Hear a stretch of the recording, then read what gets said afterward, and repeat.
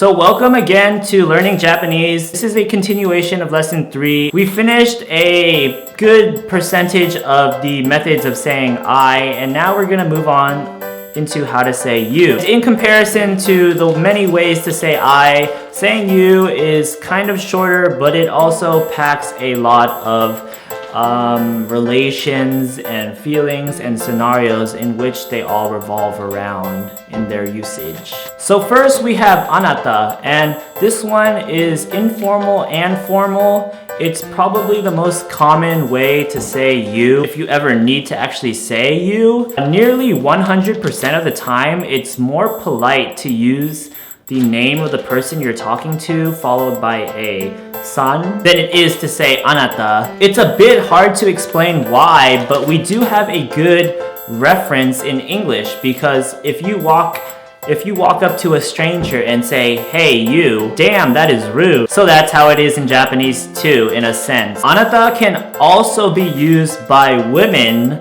or more specifically wives, to refer to their lovers and or husbands, and it accentuates a feeling of closeness and dependency on that respective lover. Next we have anta, which is kind of a short version of anata, and it's more informal by a wide amount, and it actually expresses a degree of contempt at your addressee. But of course, Japanese is oh so complicated in that it can also express familiarity. The way I like to think of it is that even in American culture, or probably any other culture, there is a necessity for politeness in the beginning of a relationship with somebody, but when you are in your very well point of being familiar with them, there's a kind of proof that you're close in that you can be rude to each other. Like basically calling each other cuss words without any repercussions of emotional damage in your social link and whatnot. Next we have a pretty fun one, otaku. In its denotation, it's kind of a polite and formal way to say your house.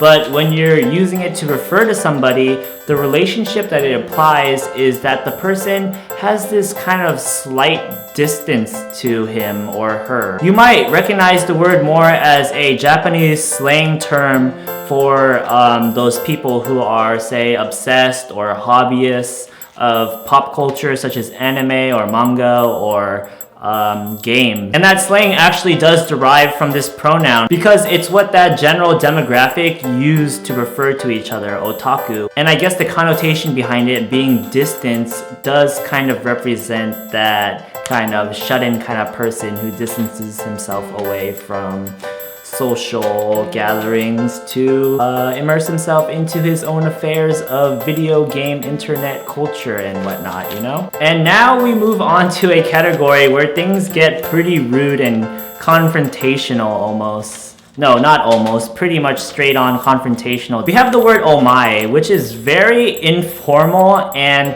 it should never be said to any elders or strangers. It's typically a gender-neutral second-person pronoun, but it does imply a degree of masculinity, and it stresses the speaker's higher status or higher age comparative to the person he or she is speaking to. This also parallels to the anata that we mentioned earlier, in which females refer to their lovers as anata. In this case, males refer to their female lovers as omae. It's kind of a parallel dynamic if you like getting jiggy with that stuff. Now we have the word teme or temae. And this pronoun is very rude and confrontational with the person you're talking to.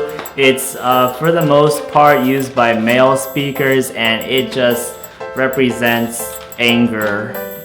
Now we have the word Kazama, which is extremely rude and no doubt about it, confrontational. Historically speaking, it was a polite pronoun to refer to people, but now it just represents through and through hostility. If you're studying Japanese language by the book, in that you're just indulging yourself in like formal writings and formal conversations, you probably won't come across this one at all. But if you're using supplementary material such as TV dramas or anime or games, then you just might come across this when things get salty. Next we have the second person pronoun Kimi, which is kind of another parallel. When people use the word boku to refer to themselves, they somewhat usually use Kimi to refer to the person that they're talking to when they call themselves boku. And Kimi is a word that kind of has a good background to it because it uses the same kanji as the kun, which we place after people's names to represent a kind of affectionate superiority to them. And to follow suit, when Kimi is used to refer to people who are probably obviously inferior to you, such as people of a lower grade than you or lower age or anything obvious like that, it has a feeling of affection. But when used with strangers or elders or superiors, no, that's not gonna work. So that's not a good idea. So those are the pronouns that I'm gonna cover for this video.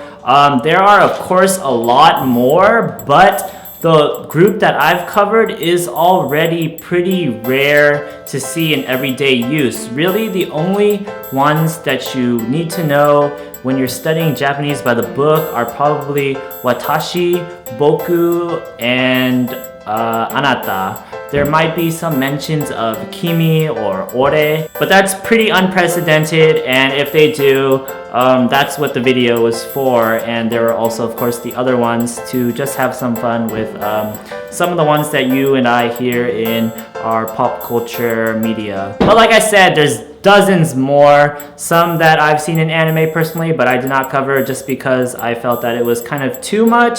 We might make a more loose video about that some other time, but yeah, there's a long history of pronouns, and there's a lot of them, and they've changed through the times, and I've tried to cover the more general glimpse into that.